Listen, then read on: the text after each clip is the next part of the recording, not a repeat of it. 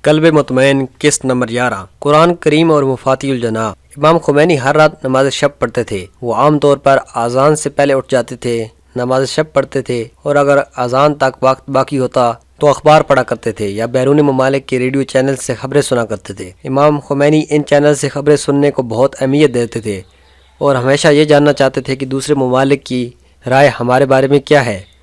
جب امام Khomeini hospital میں تھے تب بھی قرآن کریم اور مفاتیح الجناح یہ دونوں کتابیں آپ کی سراہنے ہوتی تھی اور وہ اپنے معمول کے مطابق تلاوت کرتے اور دعا پڑھتے تھے۔ لوگوں نے ٹیلی ویژن پر دیکھا کہ اس حالت میں بھی امام خمینی کے بازو پر ڈراپ لگی ہوئی تھی۔ وہ سراپے خلوص اور حضور قلب کے ساتھ نماز پڑھ رہے تھے۔ امام خمینی کے ہمراہ رہنے والوں میں سے ایک نے بتایا، ایک روز صبح کی اذان سے کچھ قبل میں ان کے کمرے میں گیا تو امام خمینی کو ایک عجیب حالت میں دیکھا۔ وہ اللہ تعالیٰ کے حضور راز و نیاز کرتے ہوئے اتنی شدت سے رو رہے تھے کہ ان کا چہرہ آنسو سے تر تھا۔ امام خمینی کی یہ حالت دیکھ کر میں انتہائی متاثر ہوا۔ حجت الاسلام آشتینی۔